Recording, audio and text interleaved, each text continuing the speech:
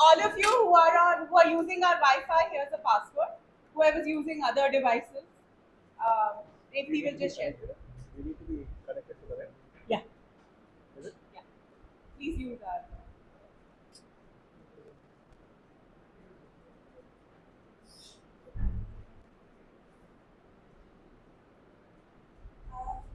Everybody can see.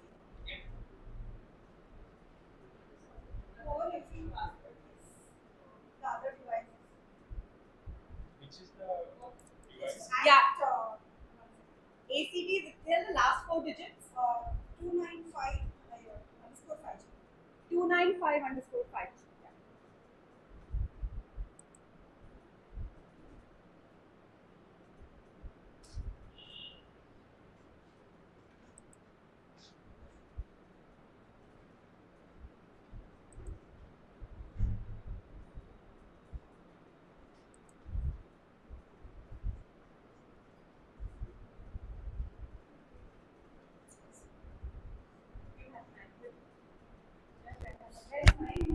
I have the mic here.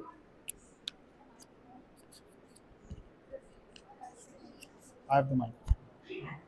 I have. One more, right? There was one more, I think, right? Aditya, one more mic. Where-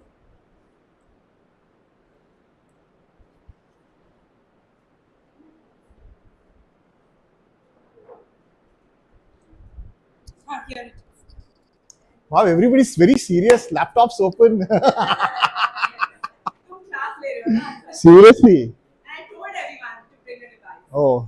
Shivani. Good morning, everyone. Welcome to our 8th Tales at Retail. So, No, mic is not for this guy. Mic is for the recording. yeah, good morning, everyone. Welcome to our 8th Tales at Retail. So, Tales at Retail is this session we have every month where we have an industry expert from a different industry every month come and talk to us and give us a really insightful conversation or a talk. Where we always have something to take away from.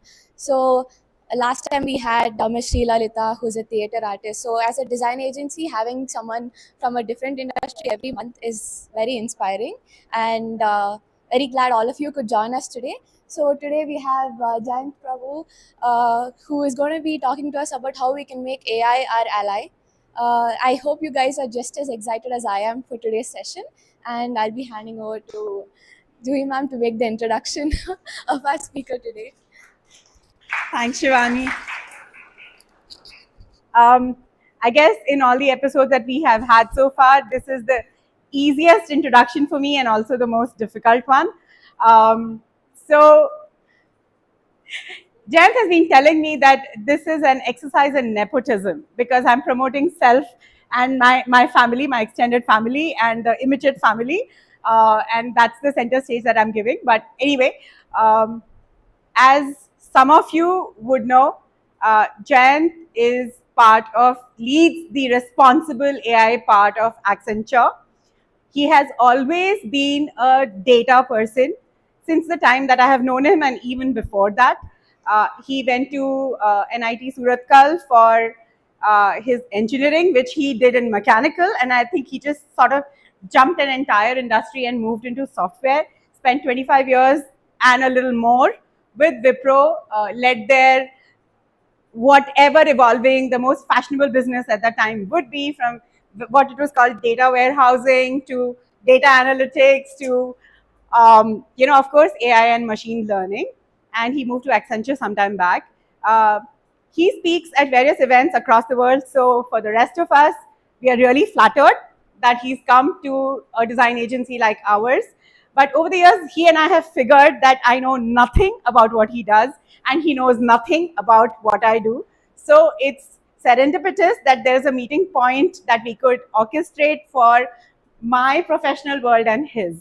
So thank you for coming to Retail Design, Jayant Prabhu, and the stage is yours. Yeah. Wow. For you guys to understand each other, what you are doing, we do conversation. Well, I am actually very surprised that she knew all the jargon. And that's what I think happens when you work from home. And this is what happened during COVID time. that you work from home, you know, sneak into each other's calls, and I've always been told that the kind of jargons that you use are just, I don't know, they're atrocious to say the least. And she's used quite a few on you guys, so I apologize for that to begin with. So, you know, I will show you something. So we were playing Pictionary some time back, and this is obviously also the reason why we are married for so long and for many more years.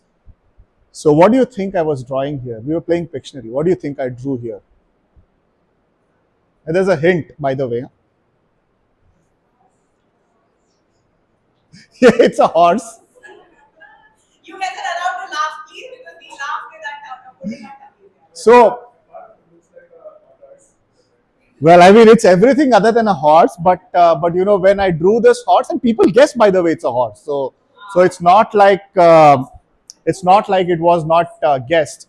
But this is what makes us, you know, they say opposites attract, right? I mean, theory of magnetism. So these are my skills in drawing, and what you heard were her skills in AI. So, you know, the opposites really attract, and that's why, you know, as they say, as opposites attract, we've been together for so long, and for many more years. But, you know, I also like challenges. So I told that, well, if this is the horse that I can draw, I can do much better. So I said, well, I'm going to take some inspiration and, you know, get better at this. So I said, well, the Leonardo da Vinci came out in me. I said, let's give it a little bit of a South Indian or an Indian twist, and this is what I created. Amazing, right? See how my drawing or my artistic skills evolved in a matter of few days. Well, I said not to be, you know, not to be left behind. I said, let me invoke another artist. How many of you know Van Gogh, by the way? What does Van Gogh do? What did he do, rather? Sorry, what? Who's Van Gogh? Artist. You guys are wrong. Have you guys crossed Trinity Circle? You've crossed Trinity Circle, right? Van Gogh is actually a guy who makes frames, man. So I didn't know who Van Gogh was. Admission. Okay, I thought Van Gogh is a guy who makes frames, and then somehow I accidentally happened to go to Amsterdam and figured out this one museum called as Van Gogh. So I said, well, let me invoke the Van Gogh in me, and this is what I created with roses. That's actually original. I said, well, I mean, you got to be creative, right? So this is what I created. And guess what? So this is my transformation from a horse to Da Vinci to Van Gogh. And all of this is possible because I used AI as my ally. So thank you very much for having me here. And it's absolutely a pleasure to be talking to all of you about AI. You know, I really like cricket and Bollywood. That's what my hobbies are. But, you know, AI is hotte padu. How many of you understood that? Where is Adya? Next Kannada classes, okay? So, I mean, hotte padu, I mean, people who didn't understand, please explain it to the others. So, I started AI as hotte padu, which is basically sustenance.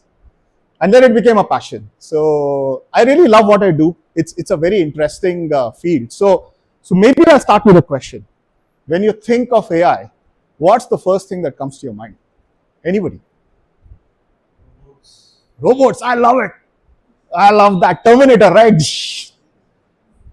That's what comes to my mind too. Anyone else?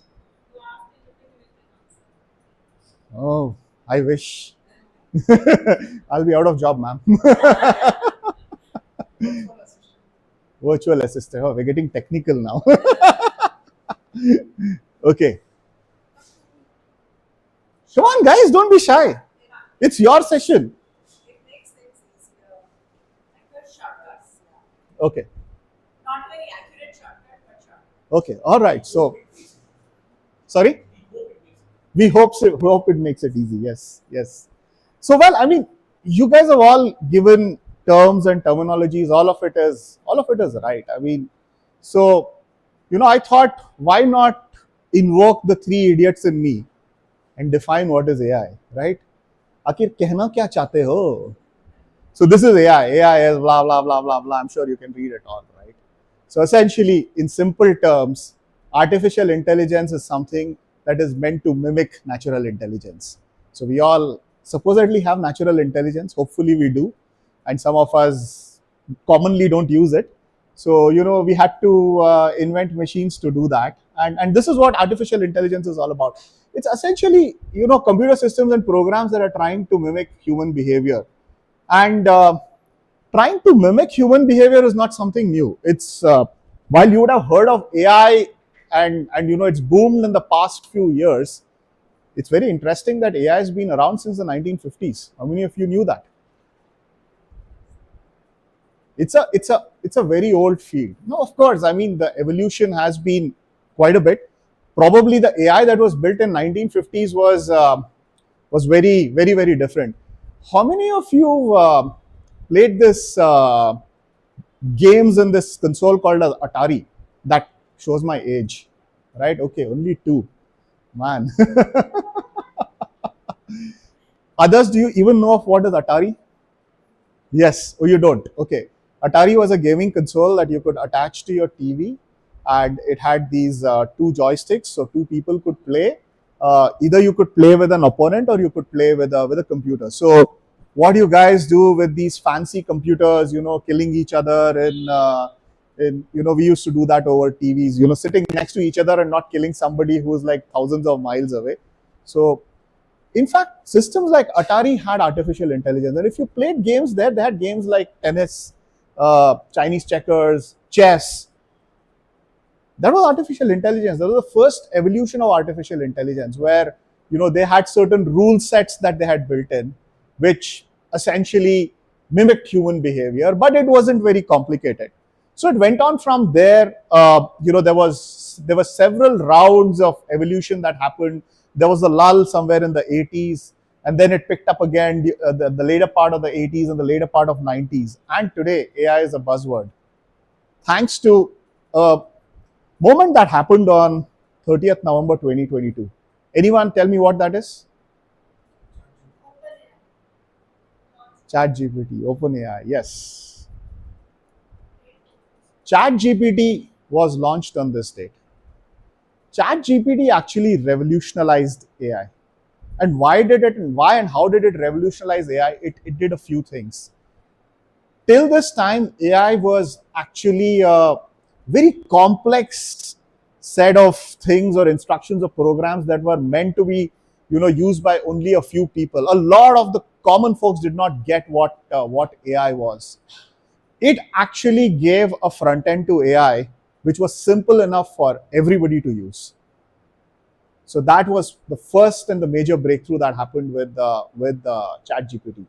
The second thing that OpenAI did, and which was something that was happening through the course of time, and they had researched on it for quite a long time, was they solved a very complex problem of language. Before that, AI dealt with numbers. The classical AI, if you've heard of terms like machine learning, probably have or may not, it dealt with numbers. So when I deal with numbers, what can I show you as an output? I can show you a graph, I can show you a table, I can show you a document which has those numbers, and nobody would get a clue of what was happening behind it. You had no clue how it all came to life. But here was an engine that actually solved a language problem. You asked it a question, it gave you an answer. So the language problem, which was a difficult one, was something that OpenAI and the GPT models were able to solve, which was actually very transformative. Because we've always struggled as AI data practitioners, we've always struggled with unstructured text. It's very easy to manage structured text, but this actually gave us a way to manage, what I would call as the language problem or unstructured data, which is documents, files, PDFs, etc. And you could do a lot with that. The third thing that happened, which is very important for me, I was finally able to explain to my mother what I could do, what I did in life. So till that time, she was like, what the hell do you do? So I asked her, do you know what is ChatGPT? And then obviously over a period of time, we've had a lot of people talk about it, including Modi ji talking about how AI is not responsible and all that. So now my mother, my parents, my entire family knows what's AI, what's responsible AI. They also tell me that, do you know AI can't generate images of people writing in left hand. I said, great. Thanks to Modi ji. He's made life easy for me. So the other key thing that happened was, it was not just what happened with ChatGPT. Look at this curve. What you see as the red line, which is the straight line, is the time it took for ChatGPT to hit, I think, 1 million users. It was probably in a day. And look at the time it's taken for all other applications. I'm sorry you can't read the graph, but these are applications ranging from Facebook to, I think the one that is the extreme one here is probably Netflix. So this was really what ChatGPT did. It created a revolution. Everybody now was talking about AI. It made life easy for me, but it also made life very difficult, because now everybody was an AI expert. So everybody would come and tell me that I can do AI. I'm like, sure, man, I can. I'm sure you can, right? So what that has done is it's actually put AI in everybody's hands. It's put AI in your hands. So what we'll talk about, I mean, I can, if I were to do this session about pre-2022, I'd have really wondered what would I have spoken to all of you, because it's very difficult to bring this to life to people who are probably users of AI. And I've probably spoken to you about Atari games and some chess program that beat Kasparov and all of that. And if you ask me how do I use it in my real life, I would have probably started to scratch my head. But thanks to Gen AI, thanks to tooling like ChatGPT, Gemini, life has become very easy for me. So what we're going to focus on today is we're going to focus on Gen AI. Because I can talk to you about classical AI and I can talk to you about, how many of you did statistics in school, college? Okay, wow, nice. Okay. So can you tell me what's regression?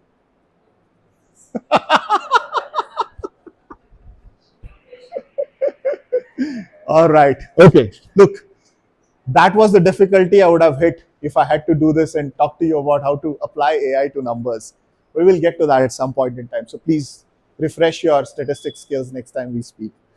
So what we're going to do is we're going to play a little bit around with Gen AI and our friend ChatGPT. So we asked you to get your computers. Let's do an exercise, shall we? Okay, awesome. So warm up.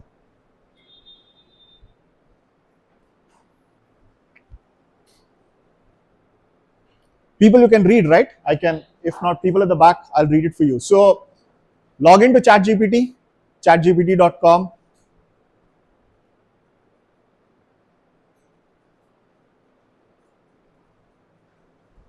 Think of the longest book that you've read. I'll tell you which book I've been reading recently. I've been reading Freedom at Midnight. It's a, if you've seen the size of the book, it's actually a good substitute for a pillow. But, I've been reading the Kindle version.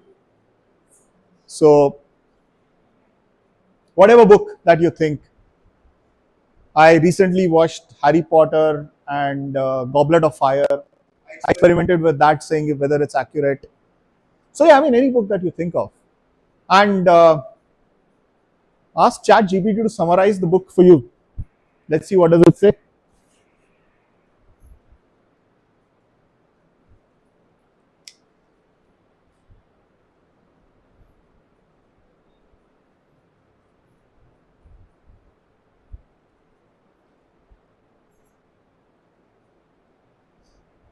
Come on, guys, ChatGPT doesn't take so long.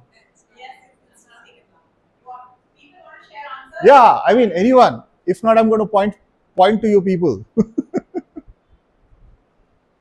Volunteers are always welcome.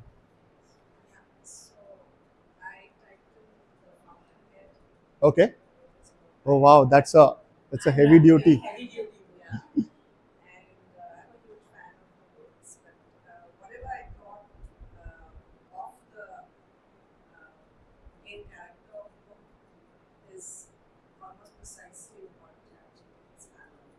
Wow, nice.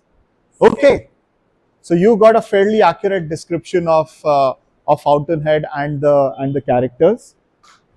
Anyone else wants to share?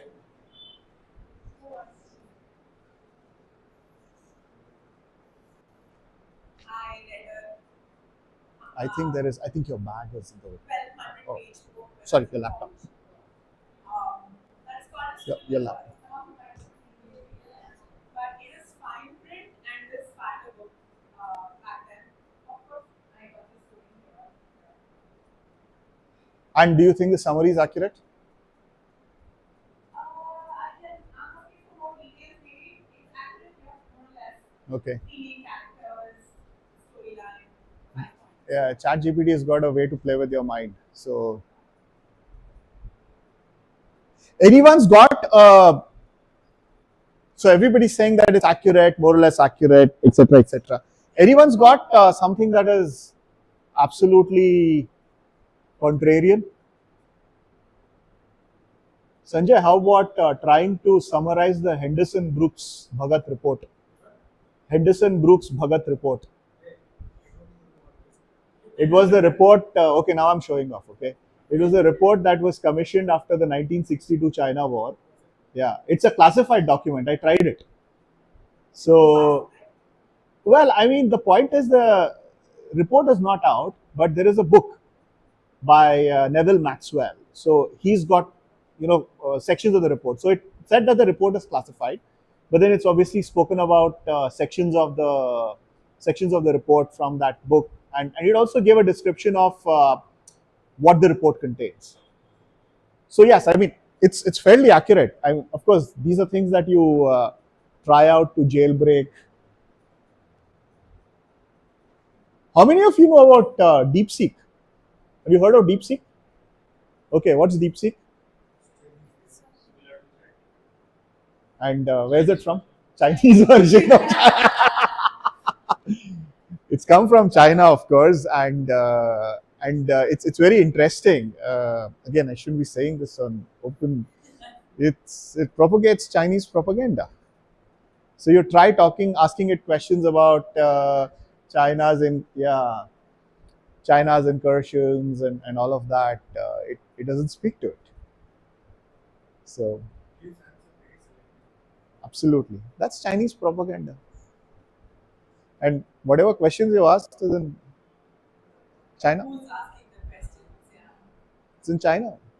In fact, I was reading something very interesting. Sam Altman's the CEO of OpenAI. He's actually written to the U.S. government saying that U.S. government's got to relax rules on copyright because Chinese AI is being trained on all data while US is still stuck around copyright, because of which they're not able to train the models, and Chinese models will have a will be far more efficient and far more accurate. So all right, anyone else wants to share anything else on this? Something interesting. Yep. We get a lot of journals. Before a time, got such journal and say December 2024 journal. Summarize it. It would be the top article. And it also gave me a podcast of another article. If we two articles to read, the way we said it. Ramsey, you got a use case right there, man. No, interesting. So, well, I mean, we just got warmed up, guys. So, as you can see, this is what Gen AI can do for you, and I will not equate it to Chat GPT. So, let's do another exercise now, and this time we will pick up another large language model provider, our friendly neighborhood Google. Let's log into Gemini. And since we are doing this at a design firm, we're going to make designers out of all of you. So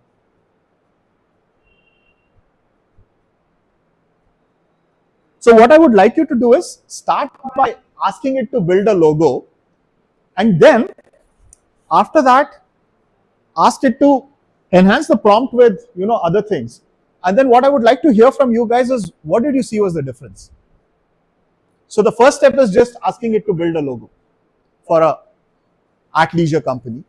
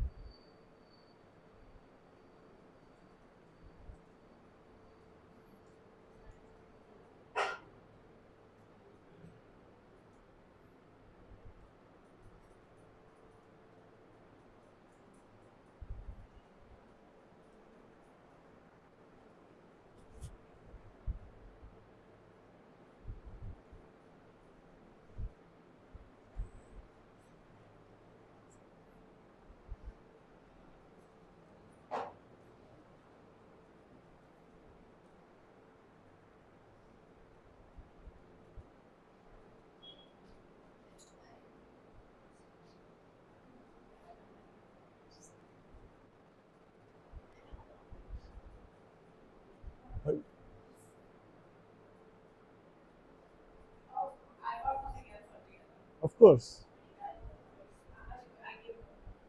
The point is just try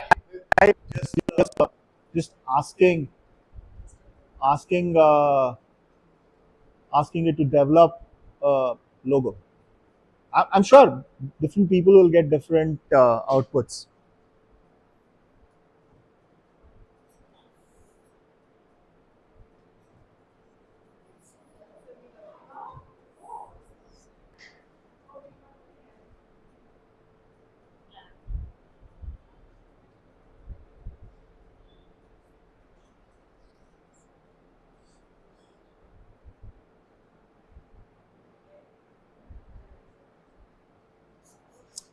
Okay.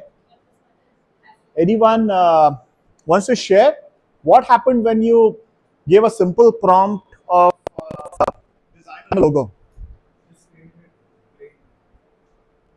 Just created a plain object. When you enhance the prompt, okay, so it's hallucinating.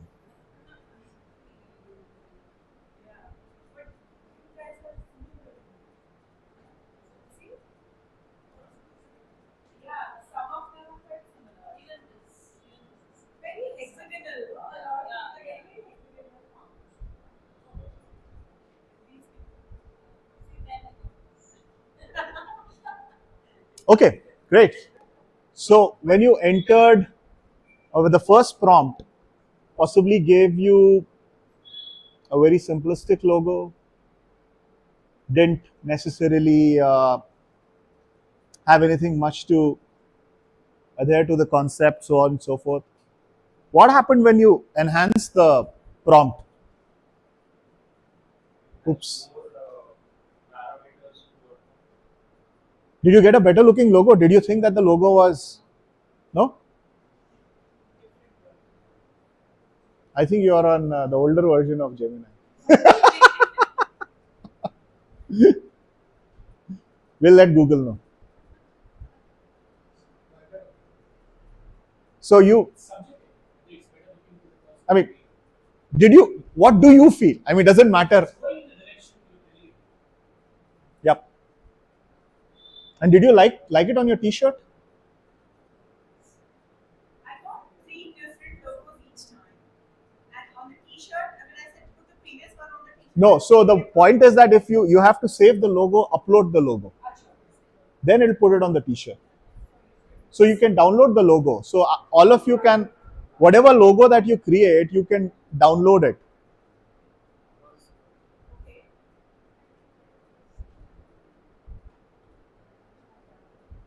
Oh wow, nice.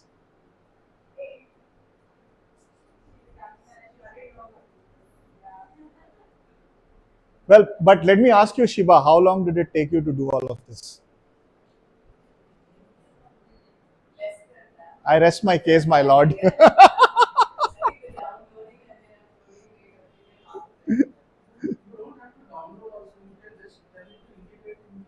You could. I mean, you could ask it to integrate it.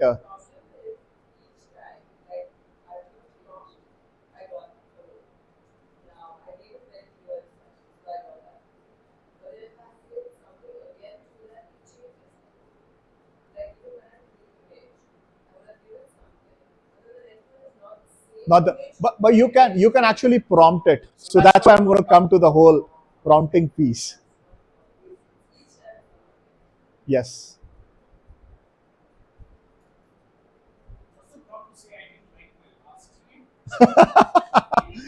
You can do a thumbs down actually. You can do a thumbs down. You can do a thumbs down on it and say I didn't like this. So, but that's feedback for the model, not for you.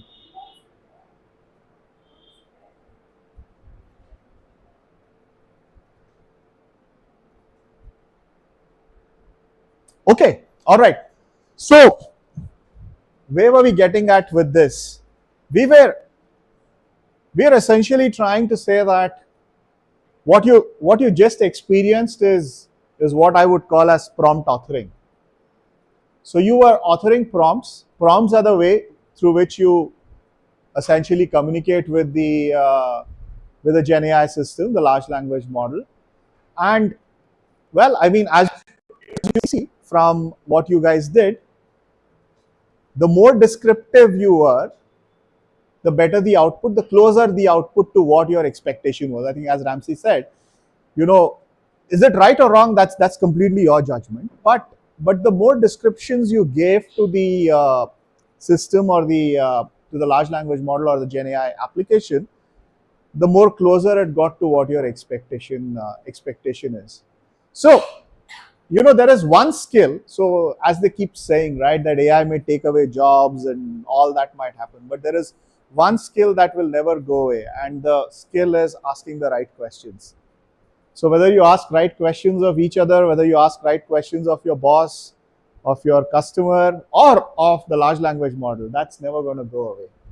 So what's prompts? What are prompts? A prompt authoring, as we call them. I mean, or some of them it's called prompt engineering too, but somehow I don't like the term prompt engineering. I mean, it's more art than science, and engineers are not artists. You saw my horse, right? So I would like to call it prompt authoring. So what does it take for you to author a good prompt? This is all theory, by the way, so you can read through it. And I'll probably link it back to the examples that we spoke about. So we started by asking Gemini to create a logo. I mean, if I were to take it one step at a time, you can ask Gemini to create a logo.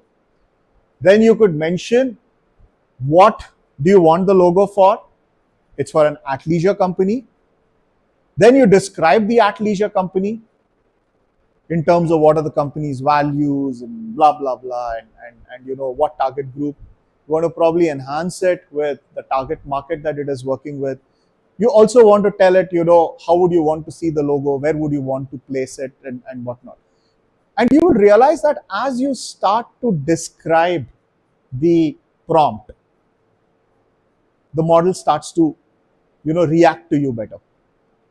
So it's very important to write the right prompt, because this is, if I may use the term, garbage in, garbage out. You can ask in your minds, you ask the right question, but we're still not at a level where ChatGPT or any OpenAI model can perceive your thoughts. Well, in your minds, you probably are thinking of designing a logo for a athleisure company, but it's not too far away where, probably the AI system will sense, there'll be an extra sensory perception that will go to the model and probably pick your brain waves and create what is in your mind. We're not there yet. That's what I would call as ASI. We're not there yet. So it's augmented super intelligence for, love this 3-letter terminologies. We're not there yet, and we're not going to be there in a while. So the only way to get this better is by stating your objectives in the right way. So what does a good prompt look like? Have a very clear objective. You need to have a very clear objective. What are you trying to do? Create a prompt, summarize an email, draft an email, create an executive summary, blah, blah, blah, right? Be very specific in terms of the audience. You can mention it's for you, it's for a developer, it's for a CEO. You can mention that. Tell it, how do you want the output to be? What format? Because you will typically get a long blah blah blah text output, or if it's an image, it's an image. You want it in a JPEG format. Tell it what you want. If you want it to be broken down, specify that and provide the context as much as possible. So this is what I would call as simple steps of how you write prompts. Obviously, you can get into more complicated stuff like writing what I would call as few shot prompting. One shot prompting is where you put everything in one go. Few shot prompting is where you build on the output that you get, and you can specify that this is what I liked and this is what I didn't like, and you can build on that. So those are more advanced prompting techniques that one can use. So this is something that is not going to be, it's intuitive in our heads, but then of course, like the way we ask questions or when we write down questions, it's not intuitive to us. That's something that all of us need to practice. So we need to ask questions that are very, very specific. it's not going to assume anything. And as you saw, you gave it certain prompts, it gave you certain outputs. I mean, some of you got the same output, some of you got different outputs. That was because, that's the way the system behaves. And maybe, and one of the reasons why you probably got different outputs also is because your query was hitting different parts of the models or different parts of where the model is hosted as well. That's also a possibility. So if you're not specific, you're not going to get answers. So let's try some prompt. Okay, let's do this. My favorite topic. Enter this prompt. Whatever large language model. It could be ChatGPT. I tried this on Google, by the way. So you want to try this on Google? Gemini, please do that.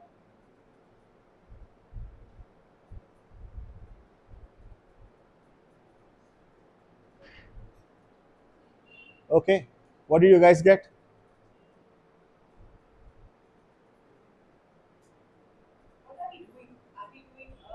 Just enter this prompt.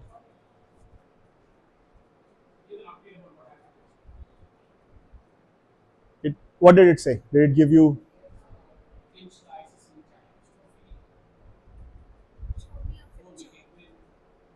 Okay. Well,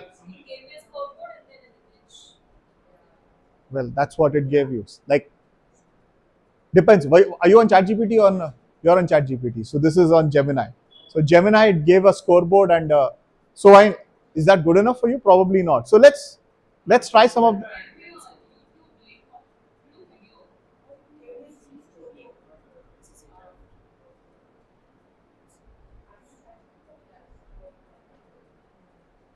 Okay, now you guys all got very different answers, right?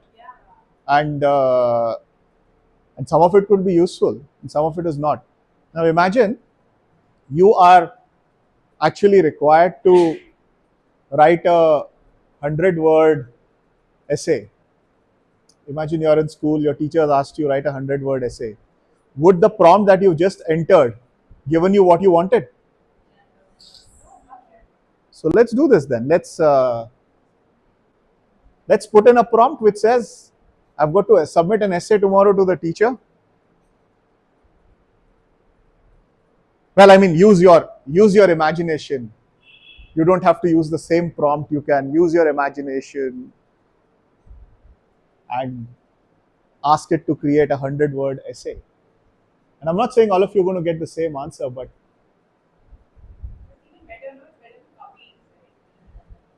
yes. So now what you've done here is basically if I go back to the previous slide, right, you've kind of set a very clear objective. I mean, you probably didn't define what the thing was. I didn't mention here, I could probably say that I want that output, and I'll come to that in a bit. You described the number of words that you want, and you provided the context, right, saying that I want to know about India's Champions Trophy win. So, and hopefully what you got now is closer to what you were expecting. Yes? No? Yeah. All right. Let's try something else. Our favorite topic these days, work-life balance. So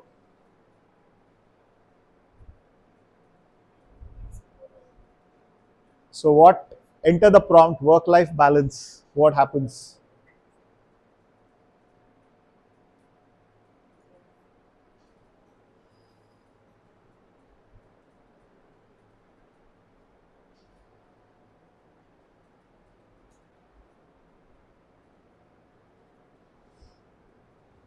I'm sure it gave you a lot of gibberish. Sorry?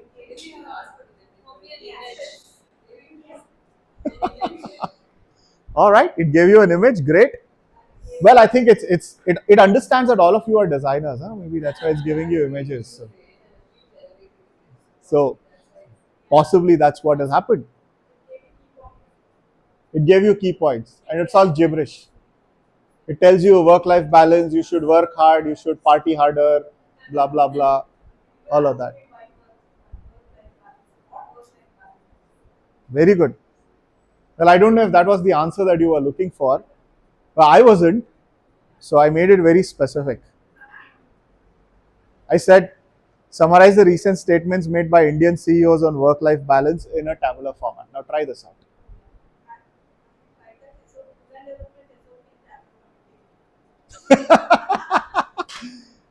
I think she got what she wanted. I'm getting all full 5 points from her.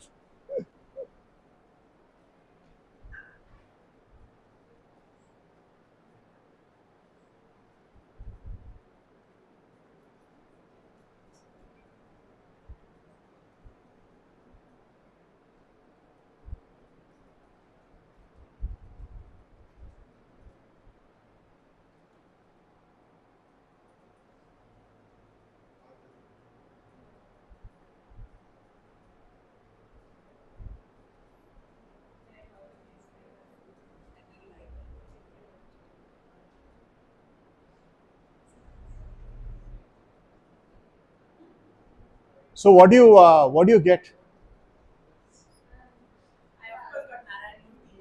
You got Narayan Murthy, you got SNS, you got did you get Bhavish Agarwal? Okay, lucky you. Did you? So I'll tell you what I got when I was prompting with this, and maybe you should scroll down. I actually got a very balanced view. I had people, I had a view in a tabular format who spoke about long working hours and why. And I also got a view in terms of who are the people who said you should be, having a balanced work life. In fact, the other prompt that I got a mix of both with another column which said that whether they were pro balance or anti balance. So now, if you wanted that, I mean, I thought that was very cool. So I could always annotate my prompt with the fact that in the table I would want to include who's pro and who's not, and you will get that.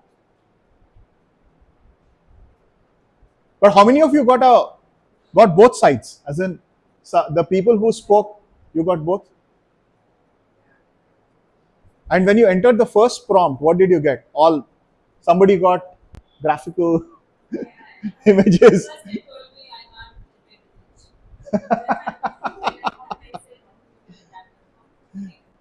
Somebody got a lot of blah blah.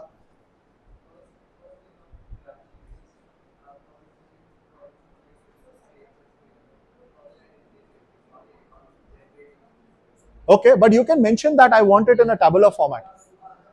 Okay, it's still not given it to you. Then it thinks you're a graphic designer. You got it? You got a okay. All right. Okay. Well, I mean, there are people. This is very interesting, by the way. There are some people who got links to advertisements. So people who are in the ad agency business or the ad business, this is a huge opportunity for you because we did so far we did what's called as SEO, right? We did search engine optimization where you essentially made sure that the ads were placed in the right area. I think the future is going to be how you do AIEO or something, right? AI optimization, AI engine optimization. So how do I and this is where I wouldn't be surprised if a lot of these large language model providers are going to eat into Google's revenue because they'll say, hey, I'm as effective in doing ads as Google was through its search engine. So but that's an opportunity. So anybody wants to think of a startup on, or maybe there are quite a few already on AIEO, well, all right, let's try one more. Since you wanted to develop an SOP, you can do it for anything else.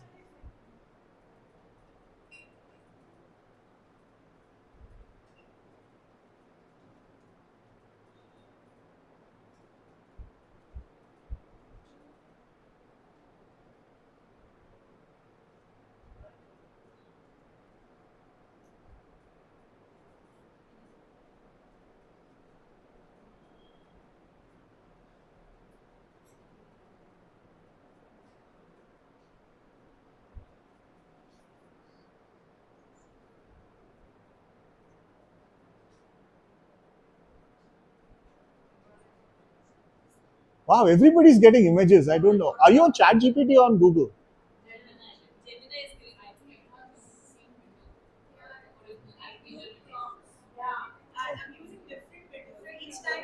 Yeah, you got. I think it knows Revti is the person who writes SOP. Yeah, so I think that's a good idea. So maybe you should use different windows.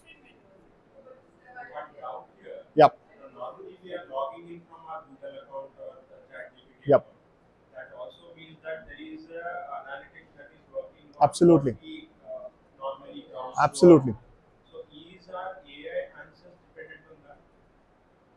I would like to believe yes. Google will never admit to it. It possibly will, because that is going to be their USP, saying that I know your browsing patterns, so I will be very relevant to you. That's how they're probably going to even optimize Now, the. if I have to have fun, like, can I delete my browsing data and try that, or like, Well, I mean, will it matter?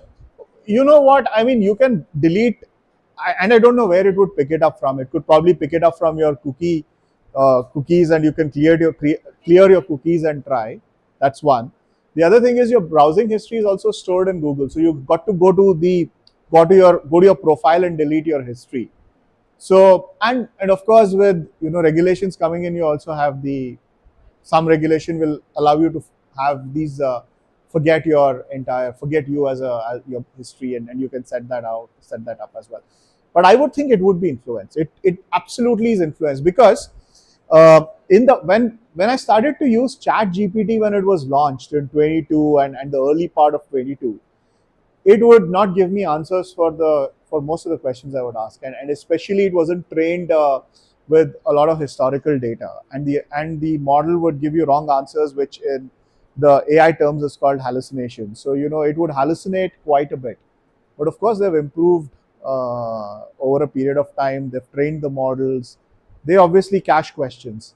And the other thing that you also need to remember is some of you might be getting similar images is because remember, every time you actually fire a query, it's a very expensive operation. So every query in terms of power consumption costs you equivalent of what you would take to charge your phone from 0 to 100 if it hits the large language model. Plus, there is obviously the fact that if you're going to have millions and millions of users running it, you need to have the data centers infrastructure that is running it.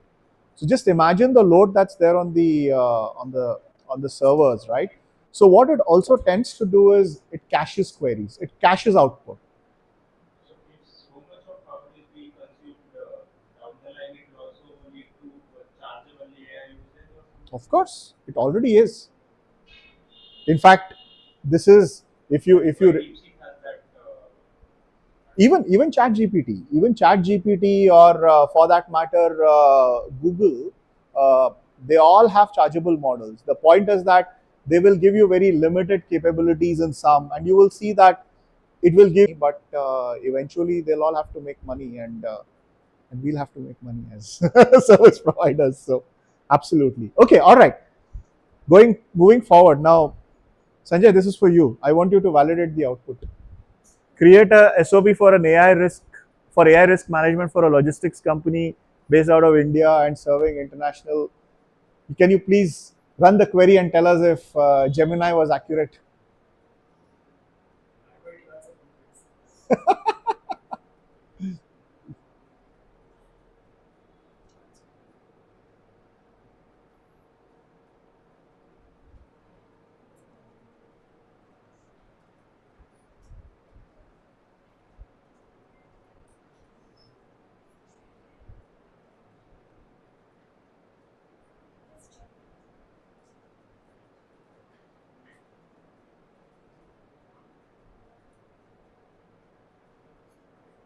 Okay.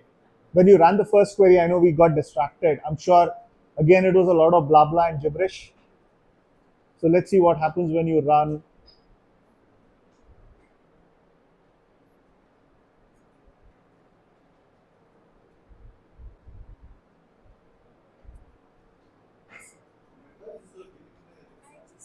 Sorry?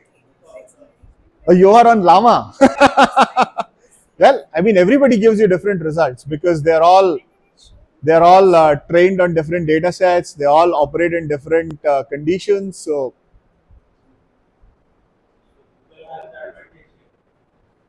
I don't know who has the advantage.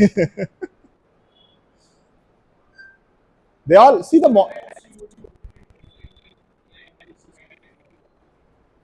absolutely.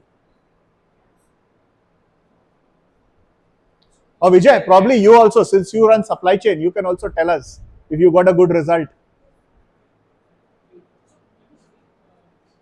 touching on various AI models. What are they specializing in? What are the data sets they operate on? I have a chart and I will talk to that. But to me, I wouldn't want to get so much caught up with AI models, right? I mean, it's always about trying to understand what problem you're trying to solve. These technologies and models keep evolving, right? I mean, like for example, Google or for that chat for OpenAI didn't have multimodal capabilities. It could not process imagery and all that. Now it can. So now it's in many ways a one-stop shop. So there are models that specialize, or there are tools that specialize, but I would say you got to pick those up if you really think that that's your purpose.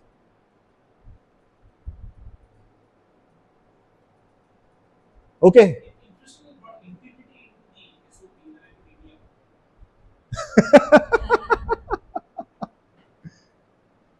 it's probably sending a message to us. Is it that it's important or it happens? I mean, the model has a mind of its own. Now, again, like I said, and I'll come to some do's and do nots.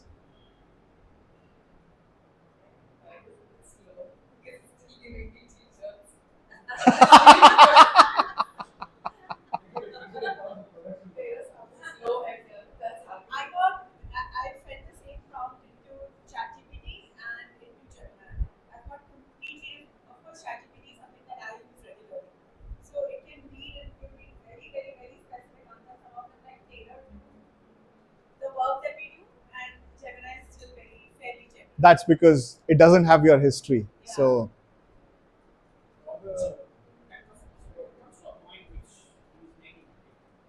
We are sort of saying my personal information shouldn't be used for this. However, I'm using this for my personal and professional use. What's value on that? I mean, I think you should use your well, I mean, I application. I have a, I mean, this is my personal view, and obviously, I think no Accenture. I mean, I'm not representing Accenture here at all. But also it's a very personal view. I think security and privacy in the digital world is overrated. We have put ourselves out there.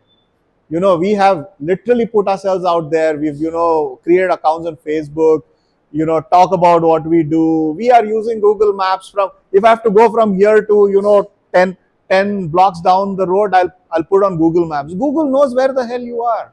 I mean, so we've completely put us out there. So now the point is, if you can't beat them, join them. So I really think that, well, I mean, you got to be careful in terms of what you want to put out there. But for the most part, information about what we do, how we use, is already available with the applications that we consume all the time on our phone. So Google knows. So like you said, if you're using Chat GPT, it already has a history of the kind of questions you ask, and it knows what are the outputs, because you might have given thumbs up, thumbs down to a certain bunch of outputs. It also can sense from the questions that you ask as to what are you looking for. So it obviously is built that so that it makes it more relevant and accurate for your usage. Sorry, you had a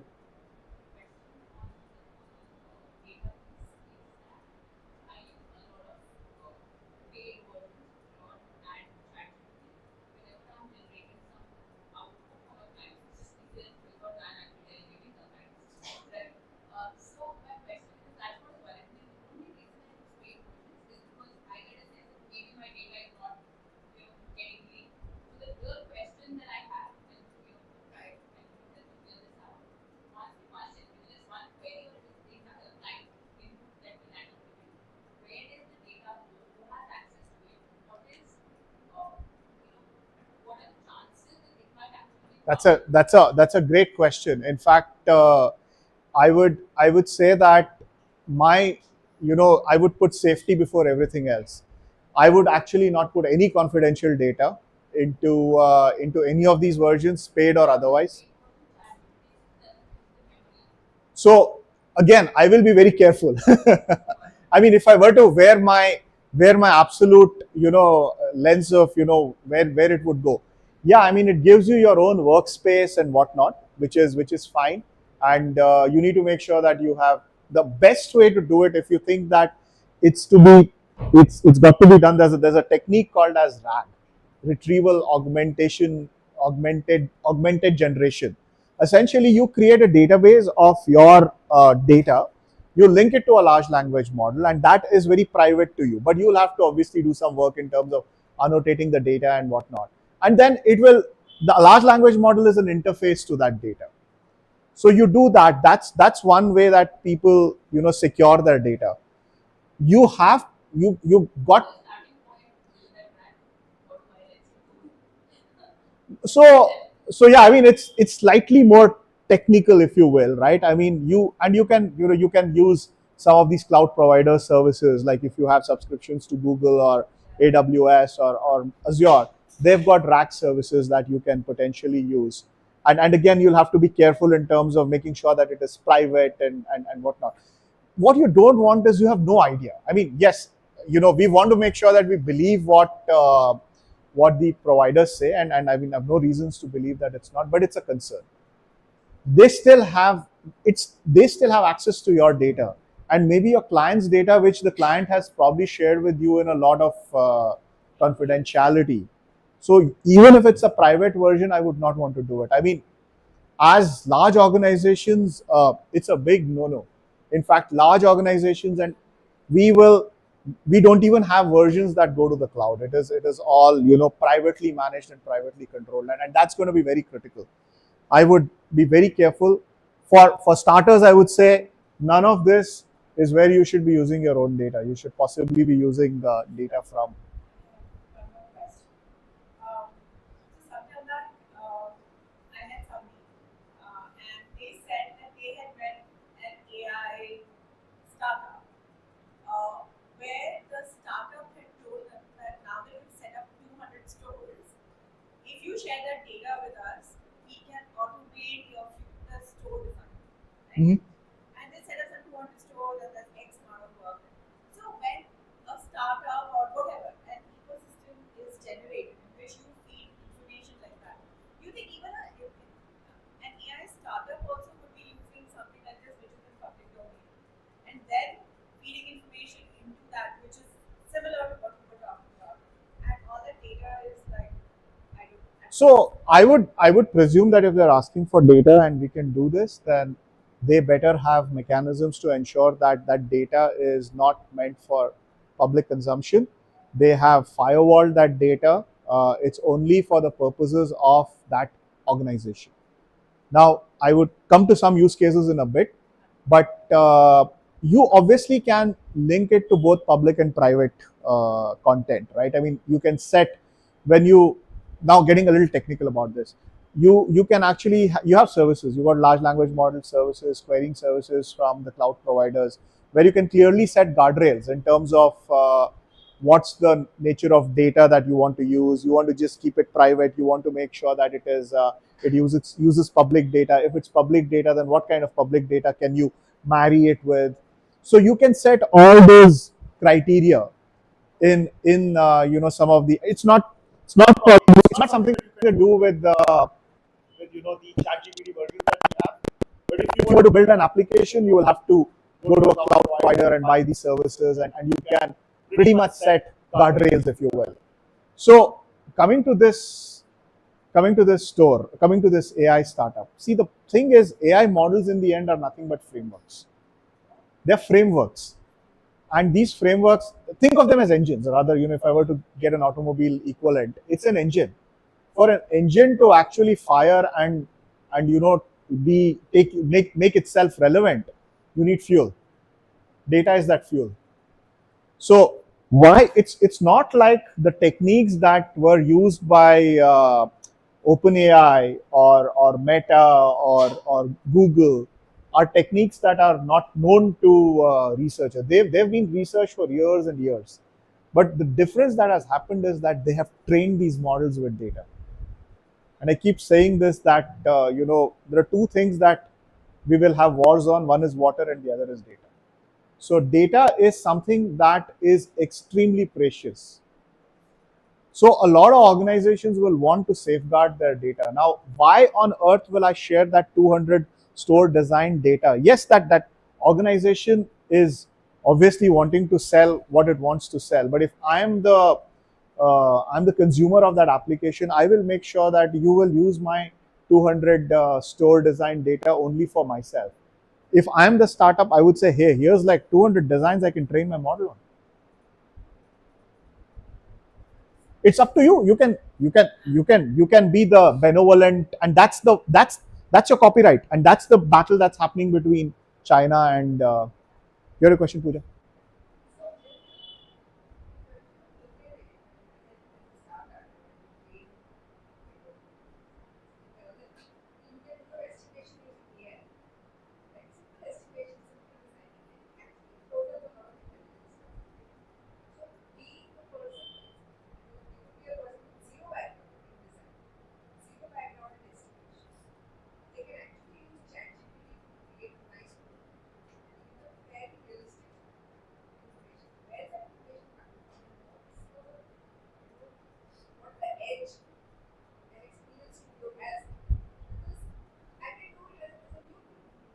So great question. So where is that data coming from? That data is coming in from all the data that OpenAI, Google has scraped over the internet and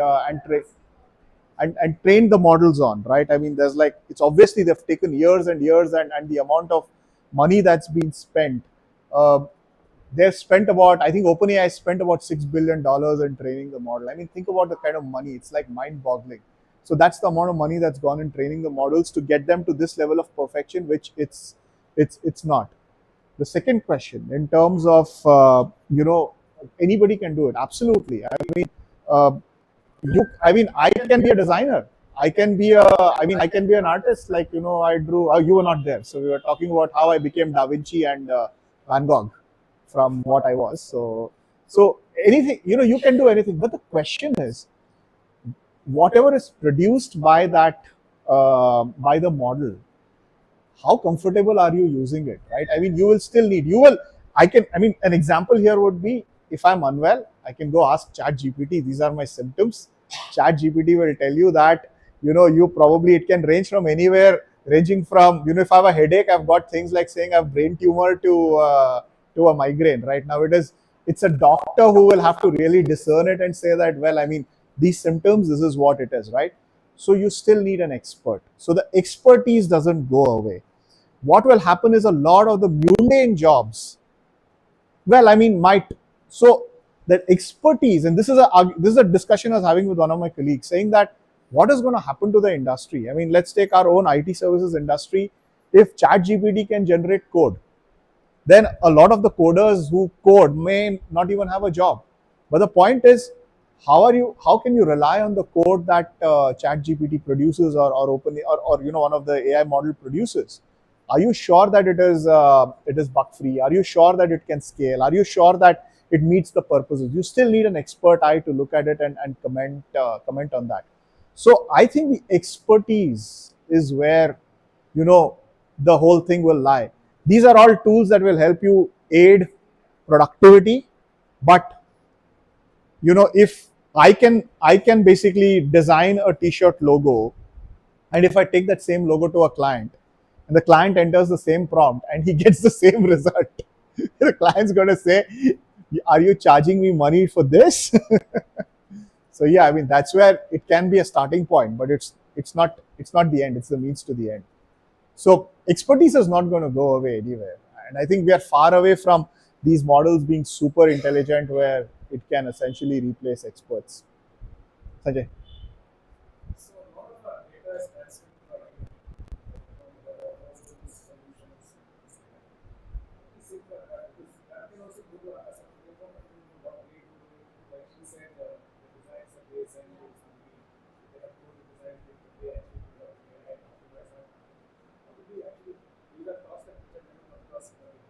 Well, no, it is. I mean, not everything can be solved by technology, right? I mean, there you got to have ethical consideration around it. I'm not talking about like a design agency or a company like mine. Anybody can do whatever. It's just that it matter the differentiators would be rates or the SLAs and things like that. What, how do we predict that? You're saying that should be the right network. What we have is now network. Once we say people are something I mean, that's where I think, if a customer trusts you, right? I mean, that's where you got to legally protect yourself in terms of saying that, well, you whatever is sharing with you, whatever is something that we're transmitting to you, the models of working are all NDA'd between us. Does that protect? I would say possibly to some extent, but maybe not to the entire possible extent. So there you can't. This technology is no substitute for putting those legal clauses, making sure that there is a relationship that exists. Yes, they can absolutely do. Have I not seen competition getting hold of quotes and proposals? It happens. So so that's where, I mean, it's obviously got to do with how you kind of bind the clients in terms of what they can share and what they cannot. But of course, I mean, technology can help in a certain limited fashion. But given that the fact that data is going to be something that people are going to value more and more, yes, it's going to be a war out there. So we have to be very careful about safeguarding our own data within our own enterprise, because customers is one, but what is stopping our own people from taking that data away? Because that's the real differentiation, right? I mean, maybe it's designs, maybe it's the way you run your processes, maybe it's the your pricing model.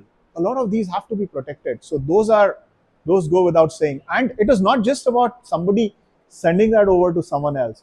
It's also in terms of saying that somebody may put your pricing model and say, like what she was saying, if I have to generate a estimation, I'll say, well, why should I worry so much? Let me put the pricing model, let it do an estimation using ChatGPT with my with my price sheet. Now your price sheet is with OpenAI, and you didn't even want it to go outside your office. It's probably now floating around with OpenAI, and God forbid somebody manages to hack into it, they may even get access to your data. It actually happened with Samsung. So Samsung, when and it's an open story. Somebody went and uploaded all their product specific patents and IPs onto ChatGPT to figure out how they can summarize stuff, right? So Ramsey, again, in your scenario, right, you may have drawings and whatnot. It's a great way. I mean, I have seen it. In fact, I was telling this to one of the kids from REC Suratkal, saying he was a mech guy and he was wanting to do some startup in jobs and all that. I said, why the hell, man? Your own field has so many opportunities. So much of the content that we actually create in plants is actually on paper today. Or even if it's not on paper, even if it's CAD drawing, it's a CAD drawing. So can you create models that can actually read it and give you the right kind of? can I share? Yeah, please go ahead. Yeah. Sorry, I'll take your question. It's a very silly question. Okay, and probably a designer question. But she said something about putting in all confidential information. Now, if I say that please erase from your memory, from your data, whatever I have uploaded or asked about in the past 10, 15 minutes, will it completely erase? No, So it's just getting it's collected somewhere. it's still. So for example, Even if it's a paid one. it is still cached somewhere. I can tell you that. Okay. So there's no way of like instructing because No, it's intelligent. it is Instructing exactly. So that's one. That's see, I would still say that is the lesser of the evil, because these are questions that you asked. It's not going to hurt you. But the point is, what if I have uploaded documents? it cannot. I can ask those documents to be erased and I can take that out. But you never know. You have no idea, because those documents could have been used as a input source to train the models. Because see, model training happens on a continuous basis. So they're always looking for more data sources to fine tune the model. So for example, if you've given a output, if you've given a certain input to the model to enhance your output, for all you know, it might be used to train the model the next time. So you are implicitly helping the model. It may your data may not be exposed the way it ought to, but you've implicitly trained the model. And you never know. There are figments of your model that could be picked up. Going back to that Mona Lisa picture, right now, this is where it gets into real murky territory. So it might have picked up elements of somebody else who have morphed that, and that could be that artist's copyrighted image. Maybe the sari, if I go back to that, maybe the sari that she's wearing is actually a sari from one of the sari brands, and that's the copyrighted design. Now you have no rights to put it on the Indian Mona Lisa. So, but you've done it. So you are an innocent user, but OpenAI is not an innocent. Should they have upgraded? That's the whole debate. That's the whole debate. In fact, They should. it so the debate is like this. This is data that's available on the internet. So it could be copyrighted data, but I've used it. Now, I said that. So the sari manufacturer mhm, shouldn't have put that on the. but the sari manufacturer wants to sell a sari on the internet.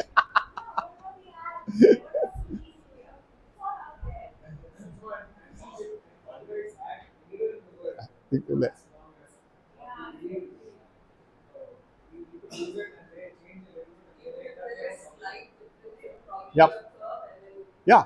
So the point is, it's the you've not put it there, but the problem is that someone's picked it up. You didn't intend to use it. In fact, there's a huge. I think they've settled it now. There was a case that New York Times filed on OpenAI and Microsoft for using their data to train the GPT models. They said that that's my copyrighted data. No, it is like a sari which is patented. Someone is wearing, they have a selfie and they upload. It's like if you take a picture of the street, okay, and then you have Bina jewelers on one side and Chinese Mola jewelers on the other side. These guys can come back. You are actually trying to do a landscape photograph. These guys can come back and say, you violated our copyright. How do you use our rights? In fact, if you go and pick up images on the internet, so many of these are I don't even know. So it is so that's why, I mean, I'll come to the points. It is, you got to be very careful in terms of using these outputs. I mean, I would go to the extent of saying that I will never take the output that is generated by AI and use it the way it is created. I will use it as a starting point, and I will build on it and then use it. Look, two things. One is, if I use it, and I know I'm getting a little ahead of myself. If I use it the way it's created, it's quite possible that the person and I'm presenting it to you, and you're my client, you can run the same query and get the same output. In fact, it's happened to you guys, right? Where your client has sent you reference pictures from generated by ChatGPT. Now, if one of the design teams out here had gone to ChatGPT and created a store design, and presented to them as one of the options, the guys, you can just imagine the rage that the person would have been in, because he would say, is this what you are coming and presenting to me? Because I could have generated this myself. So I think the thing is, what AI has done is it's equalized the word, or GenAI rather, it's equalized the word. So the experts have to be real experts. So this is what I say about every field, because I can't claim here and say I'm an AI expert if I do some shallow stuff, because you guys can do the same by running prompts on ChatGPT. I mean, I bloody well know what I'm talking about, and the same with each one of you. So the depth of expertise is never going to go away. So that's very critical, which brings us to another exercise. Okay, I don't know what this is all about. Okay, this is some mood board. The only thing I know is a product which is a plural of mood. I'm sure Ramsey gets the joke. I'm sure a lot of people get this joke, but yeah. No, Ramsey's my. Yes. All right. So We learn the same. Yes, yes. We drank from the same. Let's not get anywhere. All right. So maybe Kirti, you want to Kirti shocked. You want to explain to us what is a there is no there is no model that can predict it, so let's not go there. But if I do that, if I crack that, then I'll be a multi-billionaire. Okay, so do you guys want to explain what a mood board is, and maybe Actually, I'm going to ask the expert to explain what it is. Um, so that will oh, be the last thing. Maybe the last after that. Vikram, you want to explain? come on, Yeah. come here, and let's see how much have you learned. So you also need to tell them how what kind of prompts to enter. So also try and tell people what how will you prompt the Gen AI model to create a mood board. So basically, we will get a brand like Suta. It's a clothing brand for women's. It Don't tell mainly. me, man. Tell them. So we will get a store, and we will get the client. Client will give a brief of how their brand was, and we will try to create a mood board depending on how it matches with their store, like adding color palettes, um, adding materials. This will work for interiors. Like interior spaces. We'll create a mood board for interior. Okay, let's do that. We are designing it for a athleisure store. So same athleisure store logo that you designed. Now they've come to you and said, please help us design a store. So yeah, let's go for it. So it's an interior space. So what? How would you actually? I think you should tell them what are the prompts you will write. Prompts. Okay, if you want a reference point here, go back to this chart. Mood board is not a board. Look, it used to be a board. Oh, but it's not. Yeah, It's a virtual board now. representation.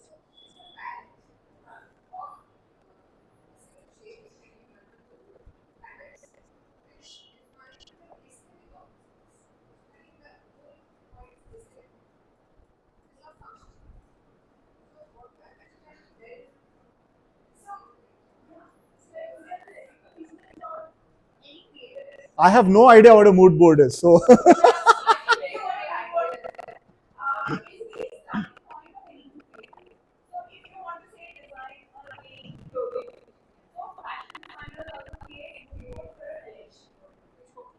What are the possibilities of color, texture? Color, texture, who are you designing for? What's your mood is, what kind of mood you are designing for? Are you designing for a relaxing mood? Are you designing for a holiday? Are you how collections are. Similarly, our clients use, our product clients use mood board internally to develop the product list. Then we use mood board and Shiva will tell you, she's a graphic designer, graphic design, logos and stuff. So being a graphic designer, you go to the start points for a unique, graph, maybe logo or a brand. And brand handovers is what we are saying to us to design for stores. So we use logo to imagine what the future store will be. Am I making sense? So you want to give the prompts, because you want to work with your clients. or yeah, or Is it your presentation and do it? yeah, we could do that.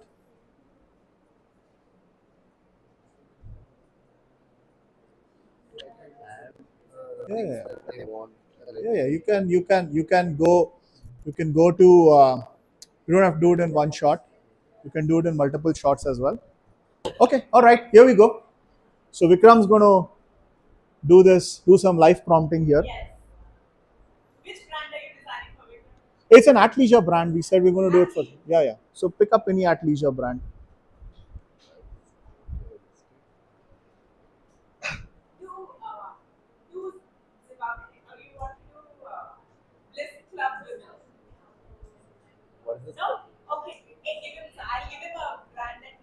Okay. What are you working on right now? Louis Philippe. Do it for Louis Philippe. Louis Philippe. Ah. So do Louis Philippe. For men, like you do. Yeah.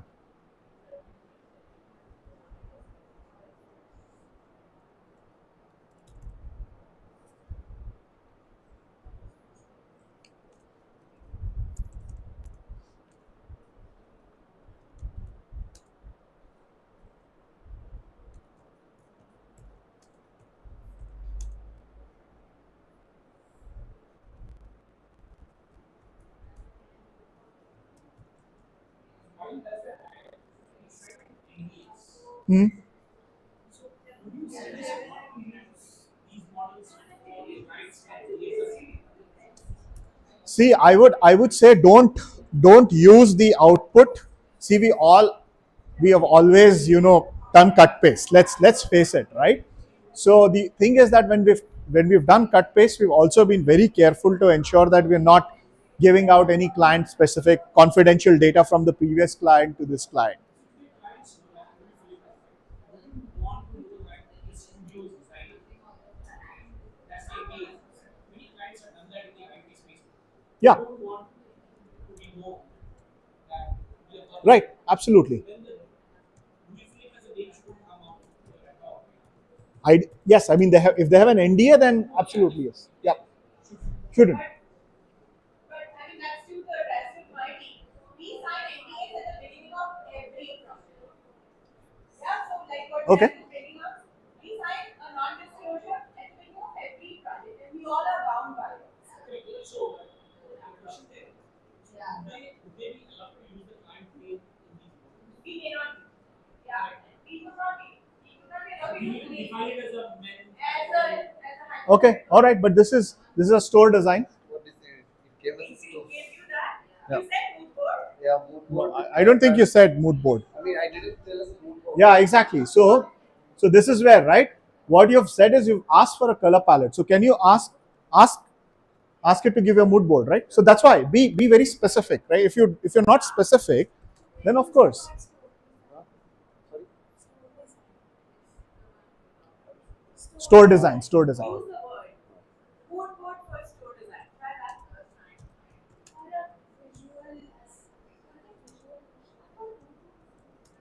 You had given me some prompt, remember, some weird color names, ochre, something, something.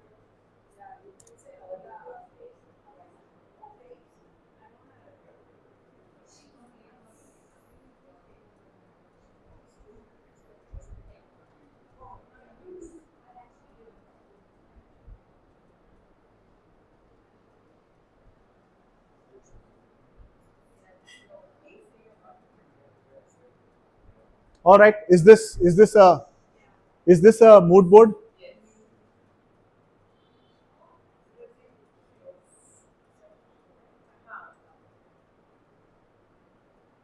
You had given me some prompt, remember, which had some color combinations or color palettes that I'd never heard ever in my life. That is our problem.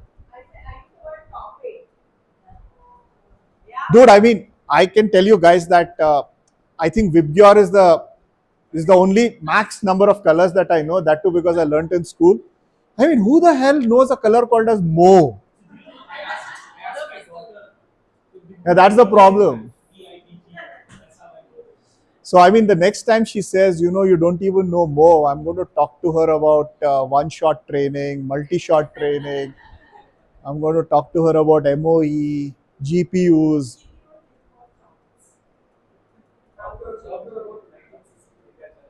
That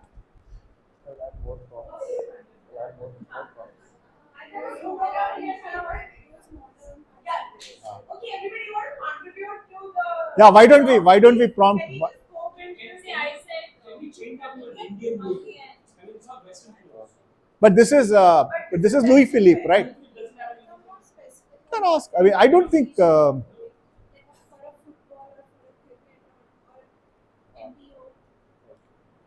See, like you said, give a mood board for Louis Philippe store design. Instead of that, you say for a menswear brand which is formal collection. Yes. Because formal collection. if you have given this and created this, Louis Philippe guys can also Louis Philippe. This is basically picking up from the. Yes.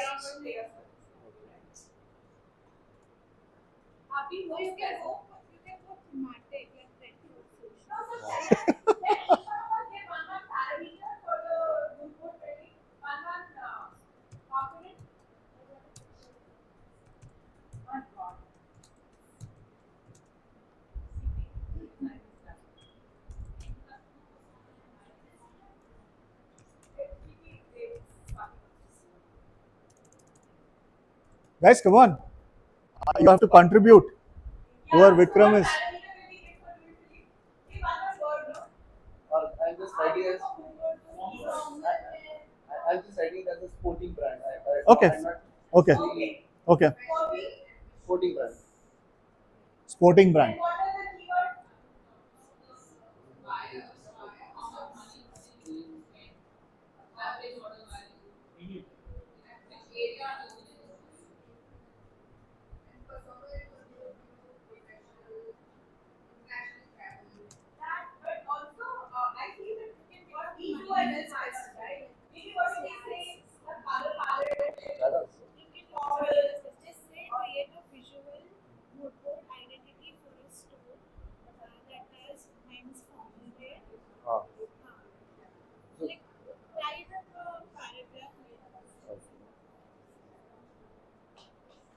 Why is it flickering? I think something. No, no. I think just move your hand here. I think it's flickering because it's probably a little loose there.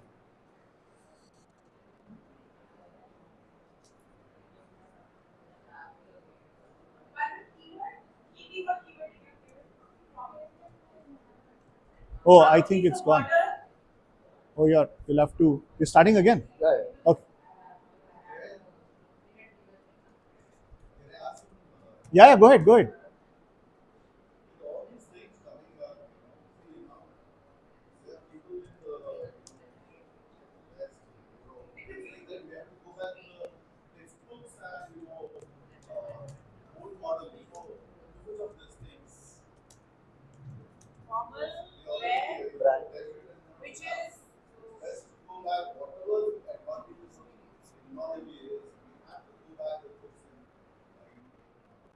See, there is absolutely no prizes for going back to first principles in everything.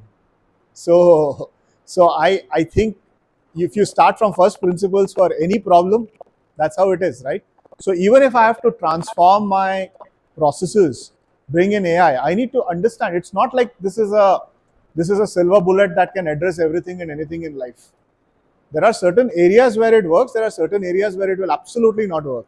So you need to, and that's for each one of us to figure out where in our professional life or personal life does this aid. And that's a judgment call that I think we as individuals will have to take, and we'll have to do that for our organizations that we represent or we own or we run and support that. So there's no substitute to going back to that. One of the things what I do is I periodically delete the browsing histories in the Chrome and YouTube and all these. So what I get is the next feeds are usually a little random than the easy and good way to approach things instead of being necessary. So normally like analytics will consider us as some sort of, if I want a new perspective, is it a good way or is it still like analytics know that you are a Well, I mean, it has a sense of what you know. What So the best way to do it is to actually go out there and give these models as much context as possible, rather than assuming. Like for example, some of them, because they've been, it assumes that you're looking for an image because your previous queries were about an image, and since you hadn't stated that you didn't want an image, you will get an image back.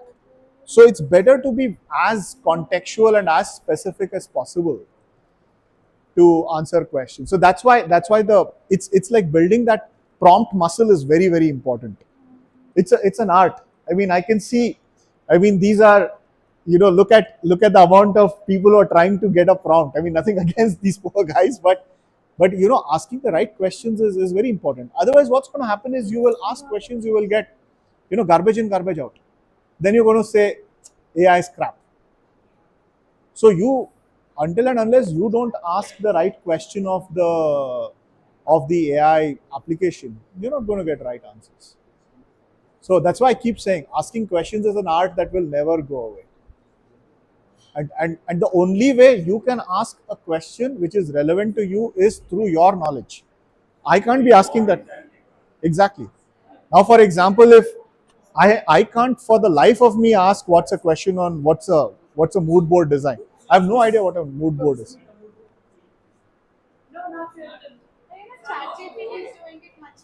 Okay, all right.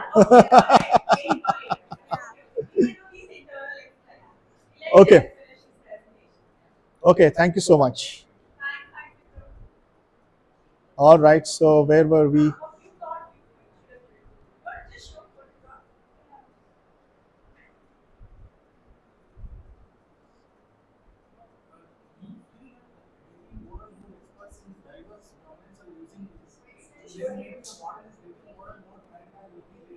Yes.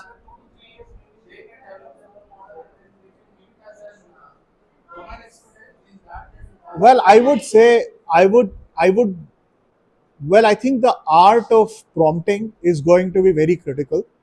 So it doesn't make, so there, okay, so I'll answer that question in two ways. So one is usage, which is asking the right questions, asking the right making sure that you're asking the right prompt. So that art is going to be something that everybody will have to inculcate. Asking the right questions is not going to be as easy as saying I know what questions to ask, because you need to know what's the context, you need to know how to ask the question, you also need to know what scenario you're using it for and whatnot. So that's point number one.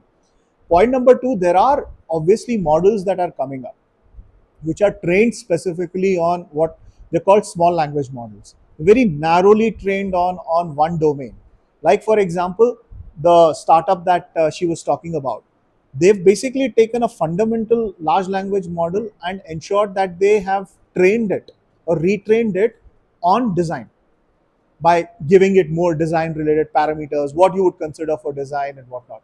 So it's become, if I may use the word, an expert on design. If you look at your typical large language models, it's an expert on everything. So it can, so that is why it is never very accurate. But if you're going to train models to do specific things, which is what the term for that is, like small language models, then it's going to have more and more accuracy. So yes, that's already happening. So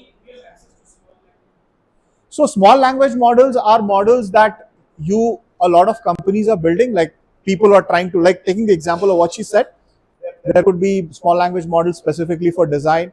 There could be small language models that are addressing healthcare. There could be, so industrial, there are these models that people are building. So absolutely, answer to that is yes. And with the number of startups, I'm telling you, I can't keep pace with what's happening. It's crazy. Every day some new stuff is happening. So there's something called as, in fact, look this up before I go to the next slide. Look up Manus AI. Manus AI is like the new kid in the block from China. They're supposed to take the world by storm in terms of how much automation they can do. Well, let's move ahead. So we have developed a mood board. So the question that everybody has on their minds is, where do I start? I know some of you are already doing some of these things, but I thought we'll talk about what you do, what you can potentially do. And a lot of you are probably owners of your company, leaders in your companies, or people who are inspiring others. So you got to be the change agent. It's always easy to preach change to others, very difficult to change ourselves. So maybe this is where we start. I don't know how many of us actually use meeting notes. I mean, meeting note features from, still very handful. It's such an amazing feature.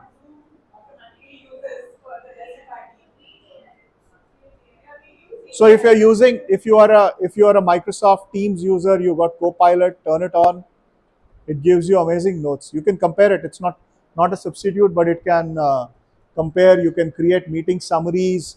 There's some amazing to-do lists that are created by Microsoft basis your email. So a lot of these are AI-led features which we should start using. Document summaries, word of caution. Again, we did that exercise of doing the summary of a book and getting what you got. Word of caution, please do not use proprietary documents, but assume that you have to read through a 300-page document, which you probably have to. You can use summaries. I do that all the time. Get good summaries of what I would like to read. Content creation, I think, is a given. There are two schools of thought, but it probably kills originality. But for example, my son was the compare for my parents' 50th wedding anniversary function. He just went there and created a script using ChatGPT. And when I looked at the script, I said, "This is not you." There were words in there that I've never never heard him use anywhere, anytime. But he had used ChatGPT, and he was far ahead of me in terms of using it. So the kids are using it. So content, again, I would say it's a great starting point to get emails, content, marketing content. But again, word of caution, starting point.